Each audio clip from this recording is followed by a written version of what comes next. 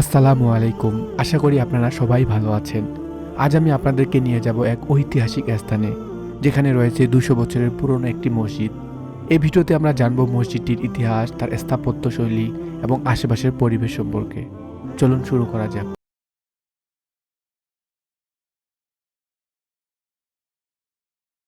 মসজিদটি অবস্থিত দিনাজপুর জেলার কাহারোল উপজেলায়। যদি আপনি দিনাজপুর শহর থেকে এখানে আসেন, তাহলে আপনাকে অবশ্যই কান্তনগর বাজার পর্যন্ত আসতে হবে। বাজার থেকে অটো বা ভ্যানের মাধ্যমে সহজেই মসজিদে পৌঁছানো যায়।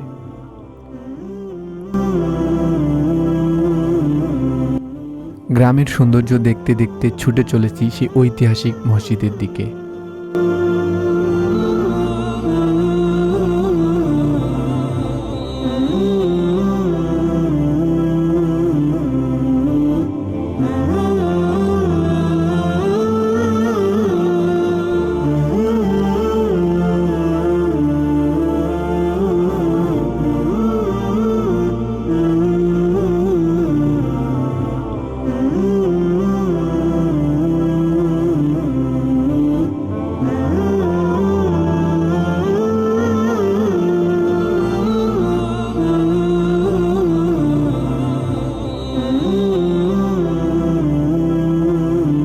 রাস্তার দুধারে সারি সারি লিচুর বাগান, সবুজের সমারোহ, যা যে কোনো ভ্রমণ পিপাসুকে মুগ্ধ করবে।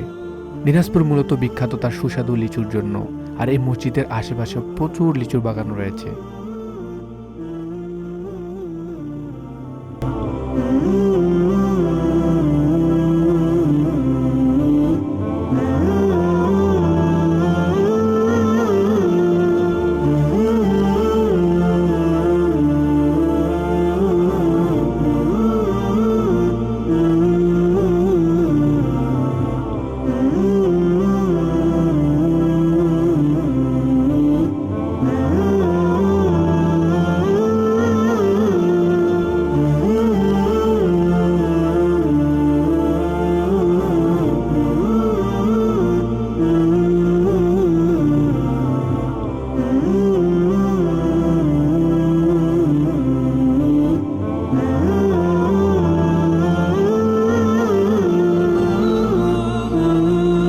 মসজিদ প্রবেশ করলে প্রথমে যে জিনিসটি নজর কাড়বে তা হল অন্যান্য স্থাপত্যশৈলী। বিশাল আকৃতির প্রবেশদ্বার, নকশা করা দেয়াল এবং গম্বুজগুলো বিশেষ ঐতিহ্য বহন করে।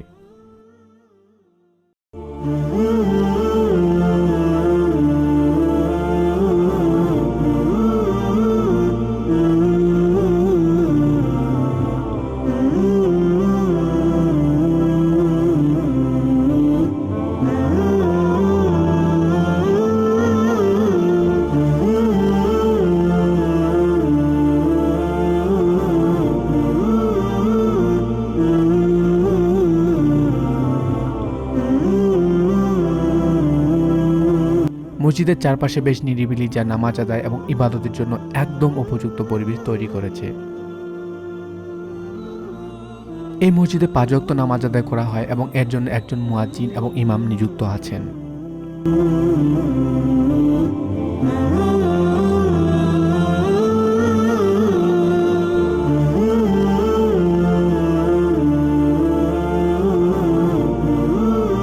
এখন আমরা মসজিদের ইমামের সাথে কথা বলবো এবং জানবো এই মসজিদের ইতিহাস এবং ধর্মীয় গুরুত্ব সম্পর্কে। আসসালামু আলাইকুম রহমতুল্লাহি অবরকাতু। আমার নাম হাফিজ মোহাম্মদ জাহিদ হাসান। আমি নয়াবাদ ঐতিহাসিক জামে মসজিদের ইমাম। আমার বাড়ি নীলফামারী সদর। আমি বিগত ২০১০ সাল থেকে এই নয়াবাদ ঐতিহাসিক জামে মসজিদে ইমাম হিসেবে নিযুক্ত আছি। আমি এখন সংক্ষিপ্ত এই মসজিদ সম্পর্কে কিছু ইতিহাস বর্ণনা করব। আপনারা সকলেই জানেন যে ১৭০৪ খ্রিস্টাব্দে কান্তজিউ মন্দিরের নির্মাণ কাজ শুরু হয়। এই কান্তজিউ মন্দিরের যারা মুসলিম কারিগর ছিল, এদের বাড়ি ছিল পারস্য, ইরান, ইরাক এদেশে। সে সময় এই পারস্য, ইরান, ইরাকের লোকেরা আর্কিটেকচারে নকশাখচিত হাতের কাজে খুব পারদর্শী ছিল। যেমন কান্তজিউ মন্দিরের গায়ে ১২,০০০ টেরাকোটা ফলক জুড়িয়ে দেওয়া আছে। রামায়ণ, মহাভারত থেকে শুরু করে সনাতন ধর্ম যে কৃষ্টি কালচার এবং সম্রাট আকবরের যে পানিপথের যুদ্ধটা, এটা ফলক আকারে এই মন্দিরে গিয়ে জুড়িয়ে দেওয়া আছে। তা কান্তজিউ মন্দির নির্মাণ করার জন্য সে সময় আগত যারা মুসলিম শ্রমিক পারস্য, ইরাক, ইরান থেকে এসেছিলেন, মূলত তাদেরই নামাজ পড়ার জন্য এই মসজিদটি এখানে নির্মাণ করা হয়। এবং পাশাপাশি সে সময় দিনাজপুরে মহারাজা প্রেরণনাথ কিছু লাখরার সম্পত্তি তাদেরকে দিয়ে এই মহল্লা বসবাস করতে দেন এবং তারা এখানে স্থায়ীভাবে বসবাস শুরু করেন। কালের আবর্তনে এখানে মৃত্যুবরণ করেন। ওদেরই উত্তরসূরি বংশধর এখনও আছে, এই জন্য এই পাড়াটার নাম মিস্ত্রি পাড়া নামেই পরিচিত। ইতিহাস সূত্রে জানা যাচ্ছে যে এই এলাকা যখন কোনো আবাদ ছিল না, মানুষ নতুন করে চাষাবাদ শুরু করে, এই নতুন বা নয়া আবাদ থেকে নয়াবাদ গ্রাম নামেই সুপরিচিত হয় এবং এই মসজিদের নাম রাখা হয় নয়াবাদ ঐতিহাসিক জামে মসজিদ নামেই পরিচিত। 1968 সালে কান্তজি মন্দির এবং নয়াবাদ মসজিদ বাংলাদেশ যে প্রত্নতত্ত্ব বিভাগ আছে, এই প্রত্নতত্ত্ব বিভাগের তালিকাভুক্তর আওতায় যায়। 1986 থেকে 90-এর মাঝে, অর্থাৎ এরশাদ সরকার যে সময় ক্ষমতায় ছিল, সে সময় কান্তজি মন্দিরের যে চতুর্পাশে ডেকোরেশনটা, এই ডেকোরেশনটা করা হয় এবং এই মসজিদেরও চতুর্পাশে তারকাটার বেড়া দেওয়া হয়। আপনারা জানেন যে মসজিদের দক্ষিণ পাশে একটি কবর এখনও রক্ষত অবস্থায় রয়ে গিয়েছে। এখানে 8-10টা কবর ছিল, এই কবরগুলো সংরক্ষণ না করার কারণে এগুলো বিলীন হয়ে গিয়েছে। দৃশ্যমান একটি কবর এখনও আছে। এই কবরটা হলো যিনি এই মসজিদের হেড মিস্ত্রি ছিলেন, এই ভদ্রলোকের নাম ছিল নেওয়াজ মিস্ত্রি, ডাক নাম কালুয়া মিস্ত্রি নামেই পরিচিত। আপনারা দেখতেছেন যে মসজিদের উত্তর পাশে একটি ভাঙ্গা স্তম্ভ দেখা যাচ্ছে। এটা সে সময়কার ঈদগাহের মাঠে মেহরাব ছিল। সে সময় এখানে যারা 8-10 জন মুসলিম অবস্থান করত, তারাই এখানে ঈদের নামাজ পড়তো। আপনারা জানেন যে এই মসজিদের চারপাশে 4টি মিনার আছে এবং 3টি গম্বুজ আছে এবং 2টি জানলা আছে, 3টি দরজা আছে। মসজিদের গায়ে অনেকগুলো টেরাকোটা ফলক দেখা যাচ্ছে। এগুলা লতা পাতা ফুলের বিভিন্ন ফলের ছবি, অর্থাৎ ইসলাম যেটা এলাও করে সেই ছবিগুলা এই মসজিদের গায়ে জুড়িয়ে দেওয়া আছে। মসজিদের ভিতরে স্পেস খুবই ছোট। এখানে 2 কাতার বিশিষ্ট 20 জন করে 40 জন নামাজ পড়া যায় এবং জুমার দিন এই বাইরের ফ্লোরটা যে আছে, এই ফ্লোরটা ভরে যায়। অনেক সময় রাস্তা তো 2-3টা কাতার দেওয়ার লাগে। এবং আপনারা দেখতেছেন মসজিদের চতুর্পাশে খুব সাজানো গোছানো একটা ডেকোরেশন দেখা যাচ্ছে। এটা এডিবি এশিয়ান ডেভেলপমেন্ট ব্যাংক, অর্থাৎ ওয়ার্ল্ড হেরিটেজ, কান্তজি মন্দিরের প্রজেক্ট এবং নয়াবাদ মসজিদের প্রজেক্ট, একই প্রজেক্টে 2012 সালে এই কাজটা বাজেট হয়, 14 সালে কাজটা শুরু হয়, 16 সালে এই কাজটা শেষ হয়। তার মধ্যে আমাদের থাকার বাসস্থান, এখানে উঁচুখানা এবং মহিলাদের টয়লেট এবং যাত্রীর সামনে একটা বসার শেড এবং চতুর্পাশে বাউন্ডারি ওয়াল। আমাদের এই জমিটার পরিমাণ হলো 82%।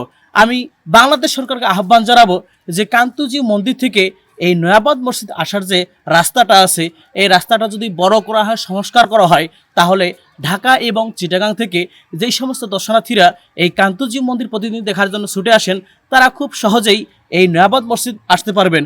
এবং আমি বাংলাদেশ সকল দর্শনার্থীদেরকে আহ্বান জানাবো যে জীবনে একটিবার হলো আপনারা এই নয়াবাদ মসজিদ এসে ঘুরে যাবেন, কারণ এই নয়াবাদ মসজিদটি একদম নিরিবিলি, নীরব, নিস্তব্ধ গ্রামীণ পরিবেশে এই নয়াবাদ মসজিদটি অবস্থিত এবং এই মসজিদের খুব মনোরম পরিবেশ।